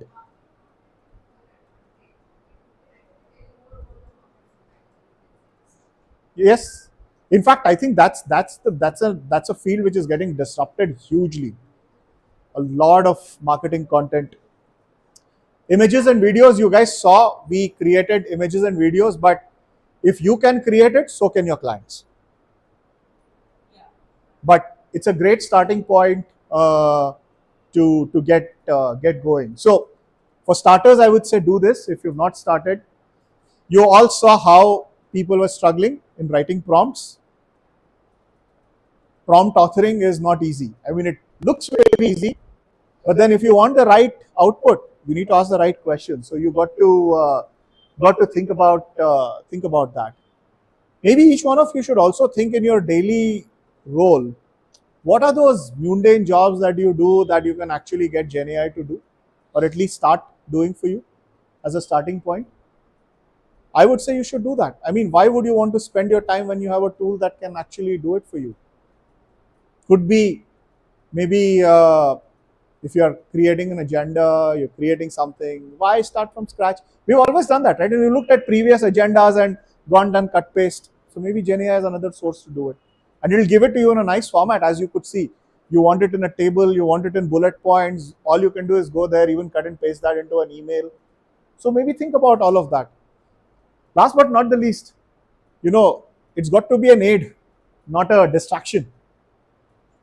So it should help you, right? If it's not giving you the right content, if it's not giving you the right output, then it's only going to disrupt your flow. So very critical that you do that. And here are some ideas for each one of you to think. I would say one of the things that absolutely takes a lot of time if you're in sales and marketing, writing proposals. We take a lot of time. Why not build something which can automate the proposal creation, marketing content creation, PPT creation? Some of it is there on. Some of these are enabled through Office, not a whole lot. But again, I would say be very careful, because if you're going to be putting in your own data, which is what would be required, don't just do this blindly by putting it into ChatGPT. You'll have to. There's work to be done here. Learning bots, I would say, I think getting your example, Ramsey, I'm sure that you have a lot of new engineers who come in, who may not have any idea what machines or what machines are used in what scenario, and how do you kind of design your entire floor plate. This can be a great self-learning tool where, and it's not just true for you, I'm just taking everybody as an example. You could have tools that can help you learn. It can be a starting point for people to ask questions and get answers. So that's something that you can use. Policy bots. So I want to know what's my leave policy. I'll have to go ask somebody, and whatnot. This is something that we see is an extremely efficient use, because a lot of policies are in paper, and they're like very tedious to read through. I've never read a single policy ever in my life, but look, and I have a bot now, so I just keep asking the bot, what should I do, and it gives me answers, and that's very simple. Last but not the least, this is a field that is getting disrupted like crazy. Customer service. And maybe our generation is still very used to, when I say our generation, as in, maybe few of us, not people who are on the other side. That generation is probably very used to talking to bots. But yeah, I mean, the whole customer service scenario is changing. If you see the kind of intelligence that customer service bots have, they're amazing. In the past, it was just probably a rules based engine. I mean, I have seen customer service bots, especially travel booking kind of bots, that can actually sense what you want to do. It can give you alternate options. It can suggest best options. If you don't have options for a certain date, it can recommend similar locations to where you would like to go. It's just amazing the kind of interactions that you can have with some of these customer service bots. So if you are in the customer service business, a D2C selling brand, selling, direct to customers, this is a great way to interact with your customers, and maybe even empower your agents or talking to customers to be more effective. Yes, you can. I love to say, you look at other companies, it's small, you don't have a chunk of how easy is it to get something in the beginning of your is it disastrous? No, it's not. You can. Well, I mean, you still need policy, so maybe you can use ChatGPT to. Fire an HR, but you make a document that is so much. No, see, it need not be. Again, you got to be. Remember this. You don't have to. A lot of companies have written down these policies. Like large companies have policies, very structured policies that have been written and whatnot. So it's very easy for them to upload those policies and then have a bot run out of it. If you don't have a very structured way, the good thing about a lot of this is the the bots are very intelligent. They learn. So all it's looking for is it's looking for correlations. It might hallucinate. It might not give you right answers if you don't structure your data right. That's a given. But more often than not, if there is a certain structure, it's not like absolutely haphazard. But if there is a certain structure in which you have put given the inputs, those could be policies, proposals, whatever it is, it has a way to discern itself. It has a way to annotate the text and discern what's right, what goes with each other. Like for example, if you're going to talk about leave, it may and say that there is leave and there's probably when you're talking about sick leave, it has the ability to correlate that to maybe even your medical policy. So it can even make a suggestion to you saying that, oh, if you're reading about sick leave, have you looked at our medical insurance policy or whatever? And maybe it gets smarter as you ask queries, like the bot learns as well, right? Basis queries. So you don't. It has to be fairly structured. It's not like I can randomly throw data at it. In which case, obviously, it's garbage in, garbage out. But if you give it a fairly structured amount of data, yes, absolutely. These are paid bots or free? Well, I mean, see, it depends on how you'll have to build these bots. Like I was saying, that some of these bots you will have to build it for yourself. You'll have to put the security veneer around it. So it's not like building it as like just building something off the shelf. You have some tools that can do it, but of course, I mean, you will have to be very careful because it's your data. So you have to, even if you buy off the shelf product, you're still feeding it your data. So you've got to make sure that you have the right kind of data protection, whether it's through the product or through how you secure your data by ring fencing it in a secure environment.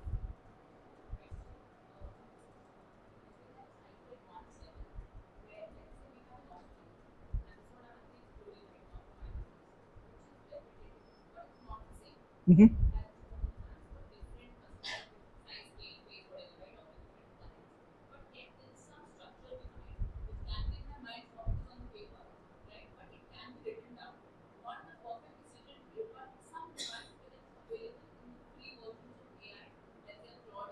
Yep.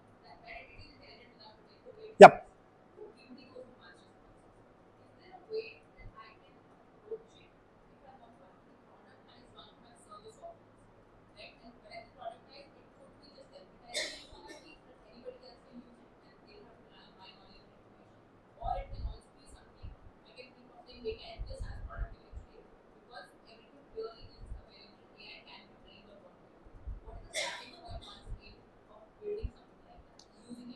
See, I would say first thing is that you got to look at what the. I mean, if I take a very an entrepreneur's view, you need to look at the market for it, right? I mean, if you have a market for it, that's the first step. So you believe that there's a market for it. The second step that you need to really do is, do you have? Can you, in your mind, forget AI for a minute. In your mind, can you productize it? If you have productized it, you have a means by which you can give a decision tree, which will determine 10 ways, and then it can discern and give you what.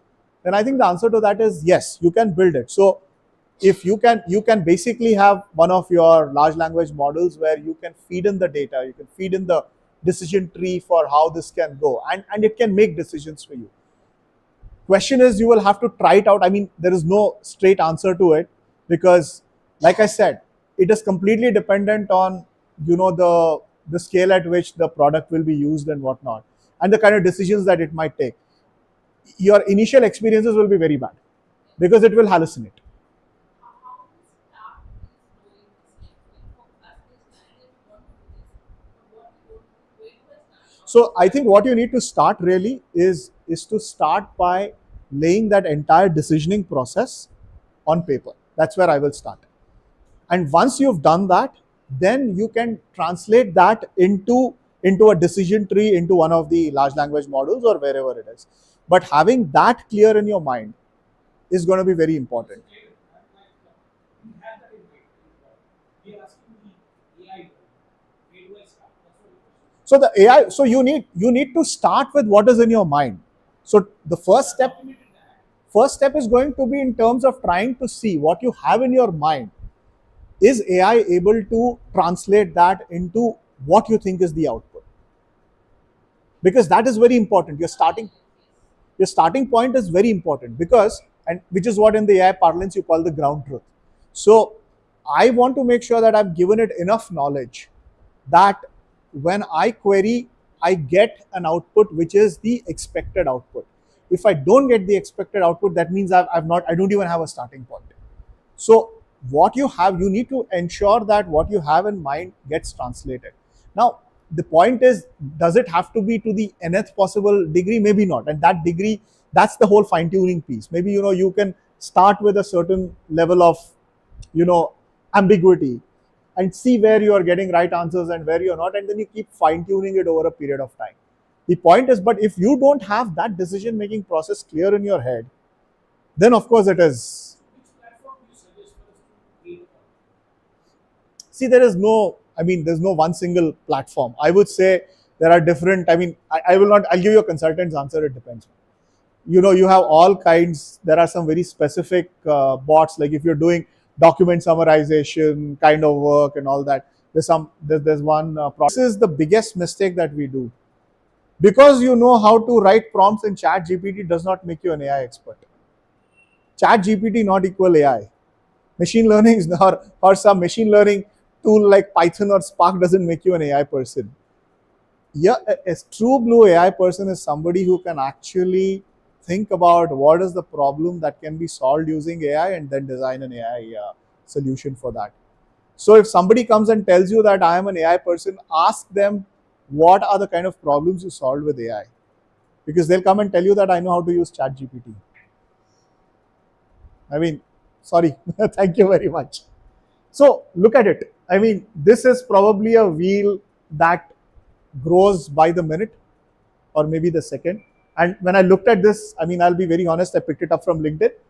I could myself figure out that there aren't half the tools that I was looking for that are in here. This is something that is evolving at the speed of, I don't know what. It's just crazy. Every day you hear a new evolution, and being in this field, I can tell you I have stopped trying to keep pace with what's happening. So 80% of the names out here, even I don't know. So I'll be very honest. One doubt here. The bigger part of this is code. Now, That is because it's some techie who's built it. few years back there was a hype about coding and everyone got into coding. Was it the foundation for AI to take this space? See, again, coding, like everything else, is it's got two nuances. I mean, if it's like going back to first principles, like I was telling Vijay, for me to know whether my code is going to run effectively or not. I need to know what the code is going to do. Is it right or wrong, right? So if I'm not a coder myself, how will I even tell AI what code to write, and how do I write it more effectively? So again, right? We all tried creating the mood board. How many of us succeeded in creating the mood board? Because we just didn't know what prompts to enter. So if I am a person who's going to use a code generator, I need to know what code will I write, what are the nuances, what are the parameters, and that will come only if I have some deal of experience in it and expertise in it. So AI cannot make up for lack of expertise. AI is an enabler. AI can't replace, like I said, it can't replace a doctor. It can help a doctor. If I'm going to say that a doctor is going to I can be a doctor using AI, then God forbid, I don't know what's going to happen. I'll self medicate and and you don't want to be there. So it's the same thing with code. So I would say whatever you do, first principles doesn't go away. So as designers, whatever sketches you're creating, I mean, I don't know what you guys do. So again, like I said, that's why we are still, sanely married to each other. So maybe you guys draw, or don't know whatever you guys do, right? So what you do as basic stuff doesn't go away. It is only something that enables you. It'll help you pace up what you do, and maybe you can get ideas.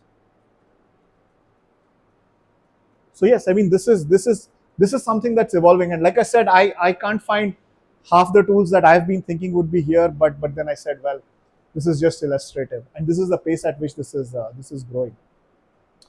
So I think this is my last but one slide, I guess. Yeah. So what are the watchouts? So I think we spoke a lot about some of these things. You got to build the AI muscle. It's not going to come very naturally, and I'm talking specifically in Gen A. I'm not even getting into classical numbers and all that. That's a very different field. Even with this, if somebody's telling you that, hey, you know what, with AI, I've kind of figured it all. Sorry, it's not happening. We found through the exercise that you need to know how to ask the right questions and get it right. So building that muscle, building that prompting skills is going to be very critical.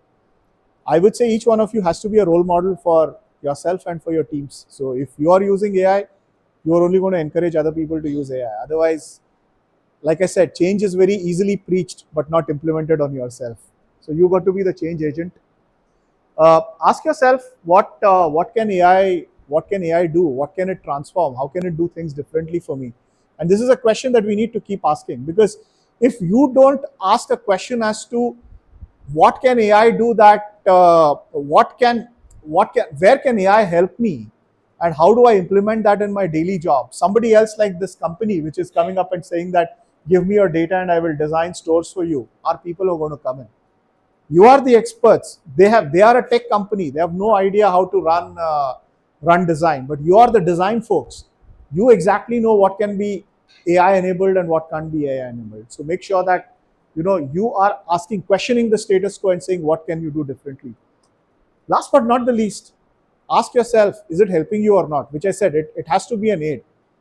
And if you want to go to, and I do this, if I want to go and create a business case on why I should need AI in an organization, I will need to go and give some metric saying that by doing this, I improve my productivity by X hours.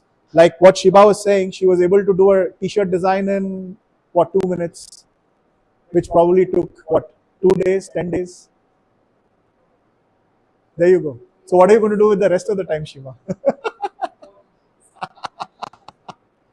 There you go. It enhances productivity. So there's more you can do with the time that you have.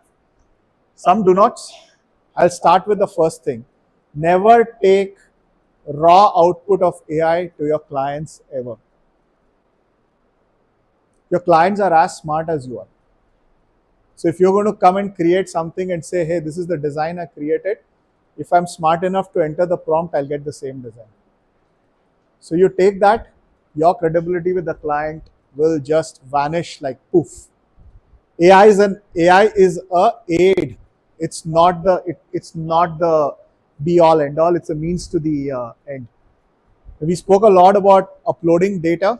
Never upload any personal confidential data to public AI services because you have no idea where that's going. So while I don't want all of you to get very excited with this workshop and say, hey, you know what, let's enter these 3 proposals and to chat GPT and create our own proposal, or let's enter these drawings, or let's enter some user manual which is confidential. Please don't do that. You're putting yourself, your organization at a great deal of risk. So never ever do this. The other thing is, I always say this: natural intelligence always trumps AI. AI is not perceptory. So you saw with the prompts, you had a lot that was going on in your mind, but you did not translate that into a prompt, because of which you never got the answer. So always trust your judgment. Your judgment, human judgment, is going to trump anything that AI will bring in, at least at this point in time. I can't talk about the future, but at this point in time, natural intelligence and your perception, because AI can give you all kinds of various things. I mean, I was reading a thing saying somebody was trying to predict the sales of cars in the US, and they tried to do some correlation, and it gave some weird correlation. It said that whenever the strawberry season is very good in that region, the car sales go high. Maybe there's a correlation. Maybe because people have money, they go buy cars. But then, is that even a correlation? And that was something that, a data scientist went and presented, and of course you can imagine everybody. So you will get all kinds of these answers and correlations in AI, which you have to then apply your natural judgment. And last but not the least, it aids humans, it does not replace them, not yet. Maybe when we have Terminator, which is my favorite Arnold Schwarzenegger movie, that will be the time, but we're still a long way away from that. All right, this is my last slide. This is what I would recommend that you do. I will not speak. I will let you guys internalize it, and each one of you can decide what is it that you want to do if you really want to make AI your ally.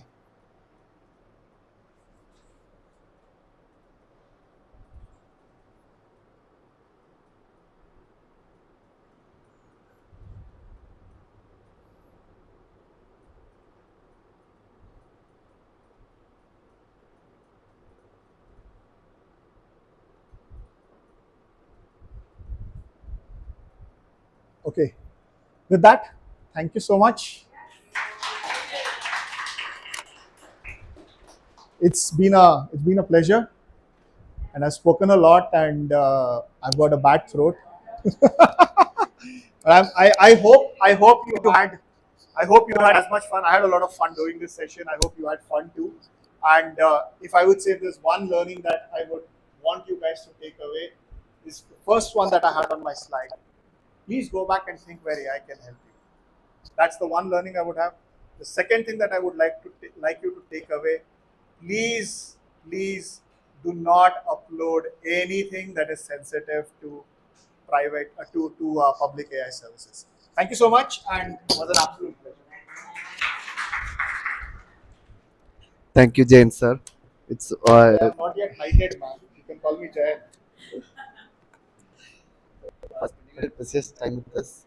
And thank you everyone for and giving us some wonderful insights about how AI works and how AI works in real world. And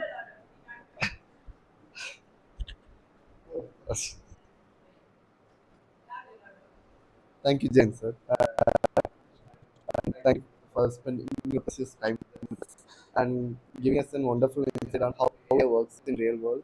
And yeah, thank you everyone for joining. We would like to have your feedback. Thank you.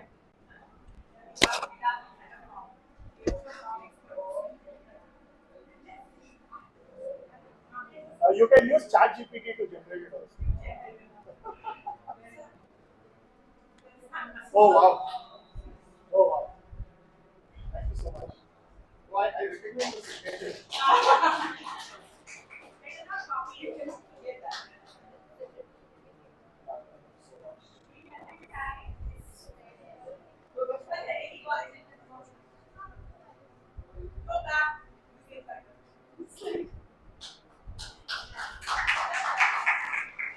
Thank you.